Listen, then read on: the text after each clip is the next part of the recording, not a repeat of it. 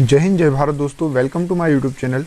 इस वीडियो में हम बात करने वाले हैं रेलवे से अप्रेंटिसशिप करें या ना करें। मतलब कि रेलवे में अप्रेंटिसशिप करने के क्या मायने हैं, क्या फ़ायदे होते हैं, क्या बेनिफिट्स होते हैं और आपको किस प्रकार से जो रेलवे की वैकेंसीज निकलती है और उनमें क्या बेनिफिट मिलता है, उसके बारे में बात करेंगे। तो ए टू जेड जानकारी मैं आपको पूरी डिटेल में न्यूज़ दूंगा दोस्तों। क्या होता है एक अप्रेंटिसशिप, ठीक है, इसके बारे में मैं बताऊंगा और कैसे अप्लाई कर सकते हैं आप, कैसे ज्वाइनिंग कर सकते हैं रेलवे अप्रेंटिसशिप में और कैसे फॉर्म भर सकते हैं। तो लास्ट तक देखते रहिए इस वीडियो को।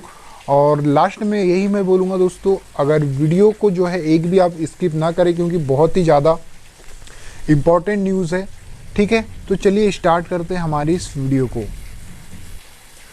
तो यहाँ पे मैंने ओपन कर लिया है गवर्नमेंट ऑफ इंडिया का जो ministry of railway, western railway का जो नोटिस आया था, ठीक है, स्किल इंडिया कार्यक्रम के तहत ये जो है दोस्तों एक तो अप्रेंटिसशिप की जो वैकेंसी निकली थी, अभी हाल ही में निकली थी। आप देख सकते हैं ये जो नोटिफिकेशन है करेंट का ही नोटिस है। तो ये जो डेट अभी 24 जून 2021 को जो क्लोजिंग डेट थी इसकी, आई होप आप में से बहुत लोगों ने ये फॉर्म भरा होगा और नहीं भरा है तो दोस्तों इस वीडियो को देखने के बाद इसके जो बेनिफिट्स अगर आपको पता चलेंगे तो आप ये फॉर्म भरने से भविष्य में कभी नहीं चूकेंगे। तो चलिए स्टार्ट करते हैं। सबसे पहले बात करते हैं, कुछ इम्पोर्टेंट है ये आप पढ़ लेना। तो आपके जो काम की बात है सबसे पहली वो निकल कर आती है कि इसकी सर एलिजिबिलिटी क्या होती है। सबसे पहले तो आप देख लीजिए कि एक अप्रेंटिसशिप होता क्या है। तो रेलवे में दोस्तों, रेलवे जो है एक साल टाइम पीरियड के लिए जो अपना अप्रेंटिसशिप करवाता है, ठीक है, और कुछ आपको सैलरी भी प्रोवाइड करता है, कुछ आपको काम सिखाएगा रेलवे, ठीक है। तो एलिजिबिलिटी क्राइटेरिया की बात करते हैं, कंडीशन में क्या क्या होता है। तो आपका जो एलिजिबिलिटी क्राइटेरिया में सबसे पहले एज आती है। एज बहुत ज़्यादा इंपॉर्टेंट है। यहाँ पर 15 साल से लेकर 24 साल तक के कैंडिडेट ही इस फॉर्म को फिल कर सकते हैं। फिर उसके बाद जो SC ST और OBC जो 3 कैटेगरी है उनके लिए जो कुछ रिलैक्सेशन मिलता है एज में। तो SC और ST के लिए जो एक अप्रेंटिसशिप में 5 साल का रिलैक्सेशन मिलता है और ठीक है, और OBC के लिए 3 साल का रिलैक्सेशन मिलता है। उसके बाद PWD कैंडिडेट के लिए 10 साल का और एक्स सर्विसमैन जो आर्मी से रिटायर्ड होते हैं उनके लिए 10 साल का रिलैक्सेशन मिलता है, ठीक है। इसके बाद अपन एजुकेशन क्वालिफिकेशन की बात कर लेते हैं। तो एजुकेशन में दोस्तों क्या होता है, तो यहाँ पर आप देख सकते हैं एजुकेशन क्राइटेरिया जो रखा जाता है एक अप्रेंटिसशिप में, वो आपके पास मिनिमम 10th होना चाहिए आपके पास, या 10+2 एग्जामिनेशन या 12th भी चलेगा, ठीक है। इसके साथ ही साथ आपके पास टेक्निकल एजुकेशन मतलब टेक्निकल क्वालिफिकेशन में ITI का सर्टिफिकेट होना कंपलसरी है, जो कि NCVT या SCVT दोनों चलती है, दोनों ही आपके साथ हो सकता है। यहाँ पर लिखा भी है दोस्तों, ITI certificate affiliated to NCVT या SCVT is compulsory in relevant trade, ठीक है। यहाँ पर कुछ ट्रेड भी दिया गया है, इन्हीं ट्रेड के अंदर में जो है आप अप्रेंटिसशिप कर सकते हैं, ठीक है। तो कौन कौन से ट्रेड होते हैं, जैसे fitter, welder, Turner, machinist, carpenter, painter, mechanic, ये सारे जो जितने भी ITI के ट्रेड है, इलेक्ट्रीशियन, इलेक्ट्रॉनिक मैकेनिक, वायरमैन, ये सारी चीज़ जो होती है, ठीक है। तो आप देख सकते हैं आप में से किसी का भी अगर ITI है प्लस 10th है और आपकी जो एज है मैक्सिमम OBC की बात की जाए और 27 साल और SC और ST कैंडिडेट के लिए बात की जाए तो 39 साल है, 29 साल है। तो आप फॉर्म ये फिल कर सकते हैं। चलिए इसके बाद बात करते हैं इसकी प्रोसेस क्या होती है, किस तरीके से आपको फॉर्म फिल करना रहता है। तो ये जो फॉर्म है दोस्तों ऑनलाइन फिल करना रहता है, ठीक है। इसके बाद कुछ नोट दिया हुआ है, ये मैं आपको बता देता हूँ। ये वही कैंडिडेट्स फिल कर सकते हैं जो कि 10th प्लस ITI पास किए हो। मतलब कि जो अपेयरिंग कैंडिडेट होते हैं, जैसे कि अपेयरिंग का मतलब ये है जिनका रिज़ल्ट आना अभी बाकी है, या जो 10th में है जिन्होंने एग्ज़ाम दिया है अभी तक उनका रिज़ल्ट नहीं आया है, ठीक है। जब नोटिफिकेशन निकाला गया है उसके पहले रिज़ल्ट आना आपका कंपलसरी है, तो ही आप इस फॉर्म को फिल कर सकते हैं, ठीक है। चलो इसके बाद हम बात कर लेते हैं दोस्तों कि इसमें जो है रिजर्वेशन भी मिलता है, ठीक है। जैसे जैसे रिजर्वेशन रखा गया है।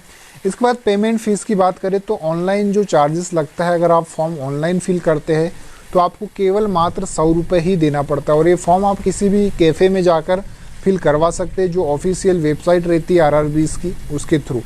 मेडिकल स्टैंडर्ड की या फिटनेस की बात करें तो आपके पास मेडिकली फुल्ली फिट होना चाहिए, ठीक है। ज़्यादा भी इसका दोस्तों मेडिकली उतना भी हार्ड नहीं होता। आपका जो आई और हियरिंग कैपेसिटी ठीक ठाक रहनी चाहिए। यहाँ पर भी दिया है विजुअल क्राइटेरिया, मतलब कि इतने जो ट्रेड है, fitter, Turner, machinist, carpenter, painter, ठीक है, इनके लिए जो विज़न होना चाहिए आपका 6/18 से लेकर 6/60 with best correction in the better I, ठीक है। तो आपके जो है ग्लासेस स्पेक्स रहे लगे भी है, चश्मा लगे भी है, तो भी आप जो है इसमें चल सकता है।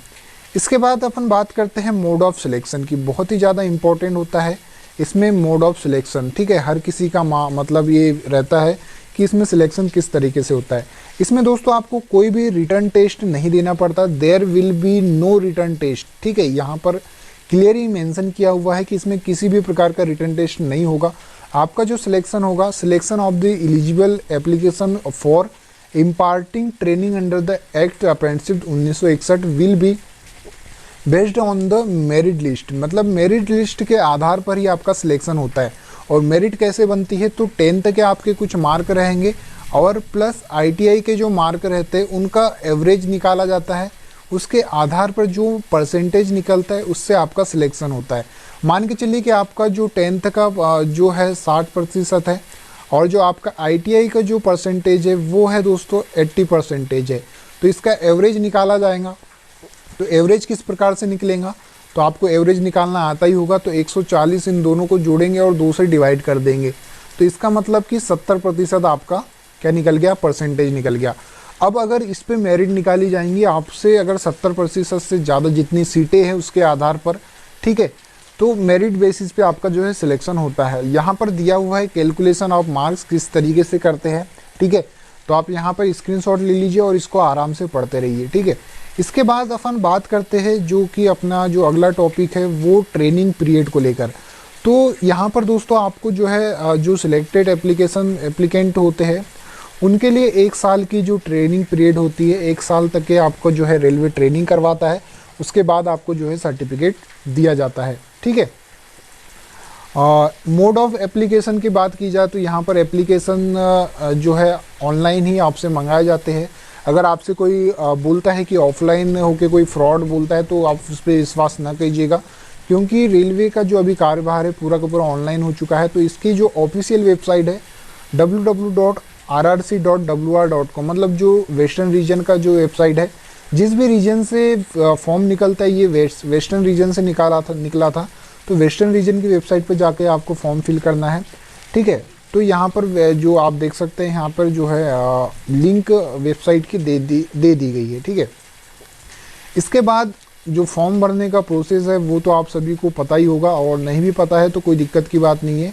आप किसी भी कैफ़े पे जाएंगे तो आपको ये पता लग जाएगा। सबसे ज़्यादा इम्पोर्टेंट की बात की जाती है बेनिफिट की, जो मैंने ये टॉपिक रखा था थंबनेल पे। तो इसका बेनिफिट क्या होता है वो आपको जानना ज़रूरी है, क्योंकि दोस्तों आप इसीलिए वीडियो को देख भी रहे होगे इसके बेनिफिट को लेकर। तो बेनिफिट के लिए लेके चलते हैं मैं आपको सीधे जो ग्रुप डी का 2018 में एग्ज़ाम हुआ था और उसकी जो फाइनल कट ऑफ आई थी उस पर, ठीक है। तो यहाँ पर आप देख सकते हैं जो ग्रुप डी का दोस्तों एग्ज़ाम हुआ था, ठीक है, ये 2018 का आरआरबी भोपाल का जो मैंने जो कट ऑफ निकाला है, यहाँ पर आप देखेंगे कि जो एक्ट अप्रेंटिसशिप जो CCAA ये जो है, ये एक्ट अप्रेंटिसशिप वाले के लिए कोटा दिया जाता है। जो ग्रुप डी की वैकेंसी आती है या असिस्टेंट लोको पायलट की वैकेंसी आती है, ठीक है, इनमें तो इनमें देखिए दोस्तों बहुत ही कम नंबर पर आपका जो है सिलेक्शन हो जाता है।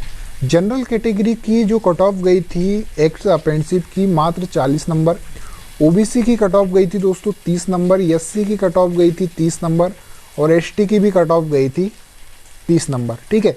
अगर किसी जोन में पोस्ट आती है अप्रेंटिसशिप के लिए, अगर आप फिल करते हैं तो आपको जो है बहुत ही ज़्यादा बेनिफिट मिलेगा वैकेंसीज़ में, ठीक है। ये नहीं होता, कई लोग आपसे बोलते होंगे कि जो अप्रेंटिसशिप होता है उसी के थ्रू आपको ले लिया जाता है, तो ऐसा बिल्कुल नहीं होता। अप्रेंटिसशिप में अप्रेंटिसशिप में आपसे 1 साल की जो अप्रेंटिसशिप की जो ट्रेनिंग ली जाएंगी उसके बाद रेलवे निकाल देंगे आपको कोई परमानेंट जॉब नहीं लगती अप्रेंटिसशिप में। हाँ, लेकिन जब भी वैकेंसी निकलती है रेलवे की तो वहाँ पर बहुत ही ज़्यादा बेनिफिट्स मिलता है, क्योंकि अगर आप जनरल कंपटीशन की बात की जाए तो यहाँ पर देख सकते हैं आप जनरल कैटेगरी की 75 नंबर कट ऑफ गई थी, सीधे सीधे 30 नंबर कट ऑफ यहाँ पे कम जाती है।